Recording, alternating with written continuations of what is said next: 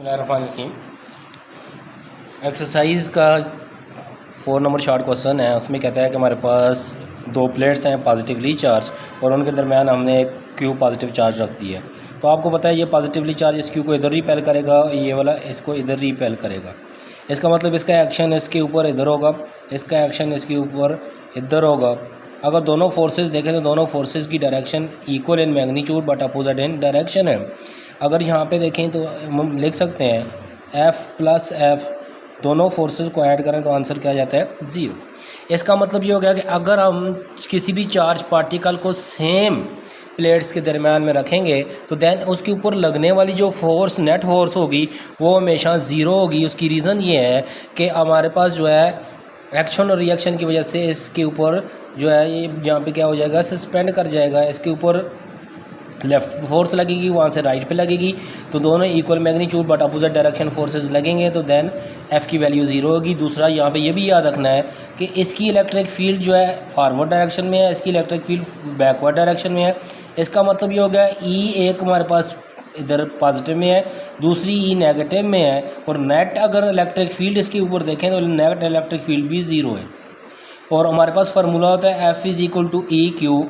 अगर इस फार्मूले में अगर हम वैल्यूज़ पुट करके भी देखें तो देन हमारे पास क्या बनता है F is equal to 0 into Q और F इज़ इक्वल टू 0। तो इसका मतलब ये हो गया कि ठीक है, नेट फोर्स क्या होगी, net force between two same plate जो होगी वो 0 होगी। उसके बाद दूसरा हमारे पास इसका बी पार्ट है, ये तो ए पार्ट था। अगर हम बी पार्ट में देखें तो बी पार्ट में यही उसने क्वेश्चन लिखा है, लेकिन उस क्वेश्चन में क्या किया, एक को पॉजिटिवली कर लिया और दूसरी जो इसके सामने प्लेट रखी उसको नेगेटिवली चार्ज कर लिया, और वही पॉजिटिव चार्ज जो है उठा के इसके दरम्यान में रख दिया। आपको पता है ये पॉजिटिव पॉजिटिव को क्या करेगा, रिपेल आगे की तरफ जाएगा, इसकी इलेक्ट्रिक फील्ड आगे की तरफ होगी, और आगे जो नेगेटिव चार्ज है आपको अच्छी तरह पता है वो पॉजिटिव चार्ज को अपनी तरफ अट्रैक्ट करता है, तो इसकी फील्ड किधर होगी, नेट। इसका मतलब दोनों इलेक्ट्रिक फील्ड क्या हो गई हैं, सेम डायरेक्शन में, और अगर सेम डायरेक्शन में होंगी तो ऐड होकर 2E बना देती है। इसका मतलब जब हम इसके ऊपर फोर्स की बात करेंगे तो देन हमारे पास जो है फोर्स का फार्मूला तो क्या होता है F is equal to E Q. अब E की वैल्यू क्या है 2, तो F is equal to 2E Q, ठीक है, प्राइम में आ जाएगा। F prime is equal to 2 into F, इसका मतलब ये ई क्यू एफ था, ठीक हो गया। तो इसका मतलब क्या हो गया कि उस पार्टिकल के ऊपर या उस चार्ज पार्टिकल के ऊपर जो है अगर वो अपोजिटली चार्ज प्लेट के दरमियान में है तो उसके ऊपर जो है नेट फोर्स क्या होगी, वो डबल हो जाएगी, ठीक है। So net force will be double, ठीक होगा। तो ये हमारे पास क्वेश्चन था जो क्वेश्चन नंबर 4 में उसने पूछा है हमारे पास, और ये इसका आंसर था। नेक्स्ट में हम जाते हैं हम क्वेश्चन नंबर 5 के ऊपर। That is a very very important short question. कहता है कि electric field of line force जो है वो नेवर क्रॉस, ठीक है। कि क्वेश्चन नंबर 5 में क्या कहता है हमारे पास 12.5 के अंदर कि इलेक्ट्रिक फील्ड ऑफ लाइन्स जो है, ठीक है, लाइन ऑफ फोर्स जो होती हैं वो नेवर क्रॉस करती हैं वाई। तो इसकी सबसे बेस्ट हमारे पास रीज़न ये है, ठीक है, इसकी सबसे बेस्ट रीज़न ये है कि इलेक्ट्रिक फील्ड ऑफ लाइन जो होती हैं, ठीक है, ये यूनी डायरेक्शन होती हैं। क्या होती हैं, दिस इज बिकॉज, ठीक है, इसकी वजह ये है फील्ड ऑफ लाइन है, ठीक है, जो हमारे पास जो है this is because E has only one direction,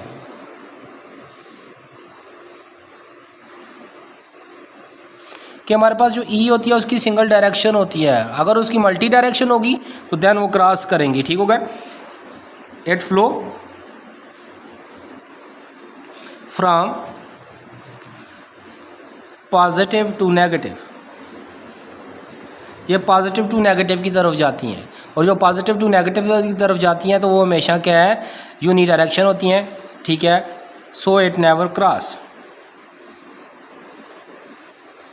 never cross, ठीक होगा। इफ इट क्रॉस, अगर ये हमारे पास क्या करती है, क्रॉस करती हैं, तो then it have multi direction, ठीक है। तो देन क्या हो जाएगा, it have, then it have cross, it have, ठीक है, मल्टी डायरेक्शन।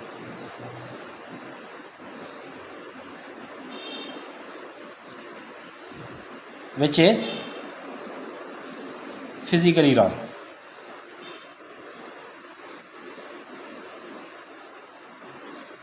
तो ये फिज़िकली हमारे पास क्या है, रॉन्ग होता है, ये मुमकिन नहीं है। बिकॉज ये भी आपने ध्यान में रखना है, ये टेंजेंट टू दी सर्कल होती हैं हमेशा, और जो टेंजेंट टू सर्कल होती हैं तो वो यू, ठीक है, फिर सिंगल डायरेक्शन में ही क्या करेंगी, मूव करेंगी, वो वन से ज़्यादा टेंजेंट नहीं बनाते, ठीक है। दैट इज़ हमारे पास जो है ये किस में जाएंगी, वन डायरेक्शन में मूव करेंगी। और उसके बाद नेक्स्ट क्वेश्चन है question number 6, that is also important question, question number 12.6, ठीक है। 12.6 के अंदर हमारे पास कहता है,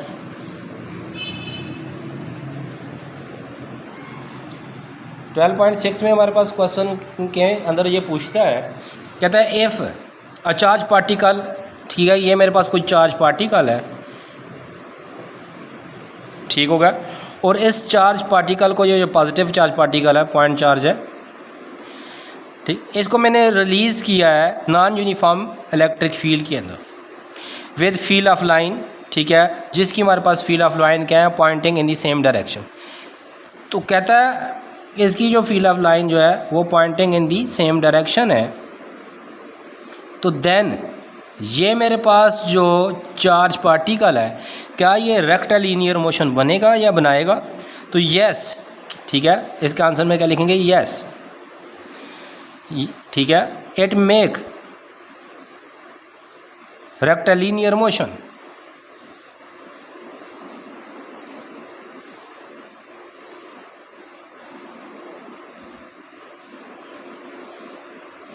अब रेक्टिलिनियर मोशन क्यों करेगा, तो उसकी रीज़न ये है हमारे पास, ठीक है, क्योंकि हमने रीज़न भी देनी होती है साथ में। तो उसकी रीज़न, सबसे बेस्ट रीज़न ये है कि जैसे ही मैं इसको नॉन यूनिफॉर्म मैग्नेटिक, ठीक है, या नॉन यूनिफॉर्म किस में रखता हूँ, नॉन यूनिफॉर्म इलेक्ट्रिक फील्ड में रखता हूँ, इलेक्ट्रिक फील्ड के अंदर मैं इसको क्या करता हूँ, प्लेस करता हूँ, तो देन मेरे पास क्या होता है, ठीक है, then field of line, of lines जो होती हैं वो पॉइंट कर रही होती हैं, क्या कर रही होती हैं, pointing in the same direction.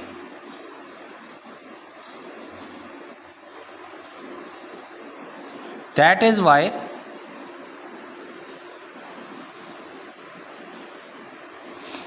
ठीक है, इट विल, ठीक है, मेक रेक्टिलिनियर मोशन।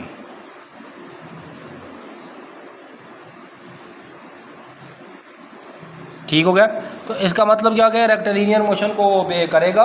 उसकी रीज़न ये है कि जब भी मैं उसको क्या करेंगे, इलेक्ट्रिक फील्ड के अंदर छोड़ेंगे तो दैन वो पॉइंटिंग जो इलेक्ट्रिक फील्ड की डायरेक्शन होगी वो उसकी डायरेक्शन के साथ सेम हो जाएगी, रेडियली हो जाएगी। तो दैन ये क्या करेगा, रेक्टिलिनियर मोशन को ओबे करेगा।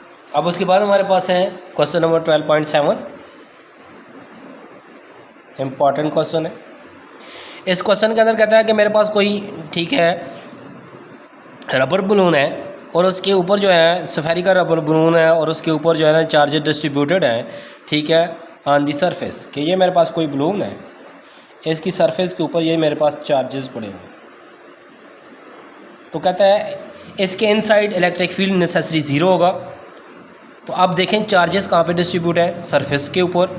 अगर मैं गाशियन सरफेस लूँगा तो इनसाइड दी सरफेस, क्योंकि मैंने इनसाइड देखना है यहाँ पे। तो यहाँ पे अगर मैं देखूँ तो इनसाइड तो मेरे पास तो चार्ज ही मौजूद नहीं है।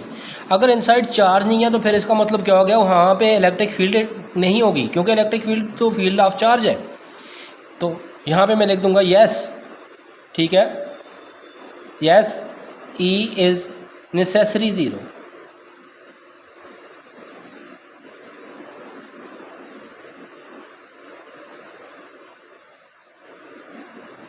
कि ई मेरे पास नेसेसरी क्या होगा, ज़ीरो होगा, बिकॉज मैं उसकी रीज़न लिखने लगा हूँ। और रीज़न क्या है, एज मेरे पास फार्मूला है phi is equal to E dot A एक, और दूसरा मेरे पास फार्मूला है phi is equal to Q over epsilon naught दो।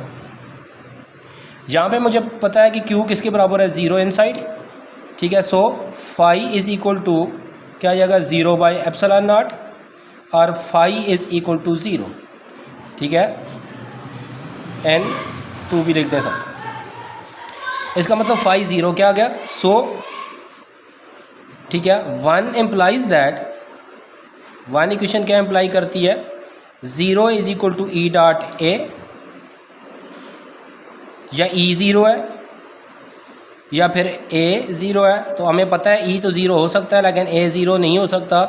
उसकी रीज़न क्या है, उसकी रीज़न यह है कि देखें एरिया तो यहाँ पे मौजूद है बट वहाँ पे फील्ड ऑफ लाइंस मौजूद नहीं है। तो इसका मतलब ये हो गया कि हमारे पास जब भी मैं इसके अंदर इनसाइड देखूंगा इमेजिनरी सरफेस लेके, तो दैन उसमें इलेक्ट्रिक फील्ड इंटेंसिटी की वैल्यू हमेशा क्या होगी, ज़ीरो होगी। तो ये हमारे पास क्वेश्चन नंबर 7 था, that is a important question. अब इसी तरह क्वेश्चन नंबर 8 है। तो क्वेश्चन नंबर 8 के अंदर उसने जो स्टेटमेंट दी हुई है उसने लिखा हुआ है कि as it is true that Gauss's law state that the total number of lines of force crossing any close surface is, ठीक है, in outward direction is proportional to the net positive charge enclose with in that surface. तो बिल्कुल ये क्या है, yes it is the statement of Gauss's law, yes it is true, क्योंकि उसने पूछा है कि ये ट्रू है या फॉल्स है, तो हम लिख सकते हैं यस इट इज़ ट्रू। तो ये हमारे पास बात क्या है उसकी, बिल्कुल ठीक है। उसकी रीज़न क्या है, तो रीज़न में हम लिख देंगे, रीज़न में हम लिख देंगे कि हमें पता है कि टोटल फ्लक्स जो होता है वो 1 over epsilon not time total charge enclose on that surface के बराबर होता है। और यही चीज़ उसने वहाँ पे हमें बता दी है। वो ये क्या है, गॉसेस लॉ की स्टेटमेंट है, गॉसेस लॉ की क्या स्टेटमेंट। क्लियर होगा। अब उसके बाद लास्ट क्वेश्चन है, ठीक है, that is also very important. Last question में हमारे पास उसने पूछा है 12.9 में कि डू इलेक्ट्रॉन मूव्स, ठीक है, या do electron tends to go to region of high potential और लो पोटेंशियल। तो आपने यहाँ पे देखना है कि इलेक्ट्रॉनों के ऊपर हमारे पास जो है उनकी मूवमेंट क्या है। तो याद रखना इलेक्ट्रॉन्स, ठीक है, क्या करते हैं, टेंड्स टू मूव, के इलेक्ट्रॉन हमारे पास क्या करते हैं, टेंड्स टू मूव मीन्स के मूव करने की कोशिश करते हैं, ठीक है, टूवर्ड्स हाई पोटेंशियल।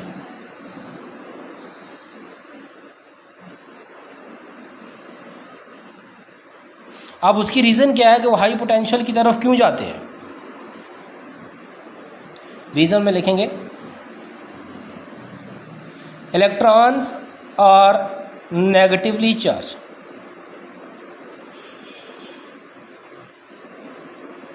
कि इलेक्ट्रॉनों के ऊपर जो चार्ज होता है वो कौन सा होता है, नेगेटिवली चार्ज होता है, ठीक है, नेगेटिवली चार्ज पार्टिकल, ठीक है। ये हमारे पास क्या होते हैं, नेगेटिवली चार्ज पार्टिकल्स होते हैं, ठीक है। व्हेन दे रिलीज, जब हम इनको छोड़ते हैं, कहाँ पे छोड़ते हैं इनको, ठीक है, इन electric field, it will move, ठीक है, टूवर्ड्स, कहाँ पे जाते हैं, पॉजिटिवली चार्ज। तो ये फिर किसकी तरफ मूव करना शुरू कर देते हैं, पॉजिटिवली चार्ज की तरफ, मीन्स फ्रॉम, ठीक है, low to, means from low to high potential.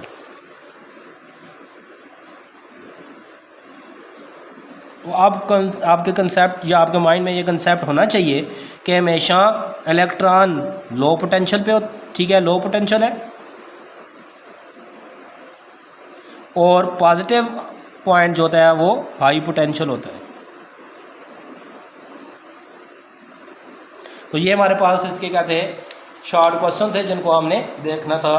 तो ये एक्सरसाइज कंप्लीट है। अब नेक्स्ट हम देखेंगे इंशाल्लाह प्रॉब्लम्स फॉर दिस चैप्टर।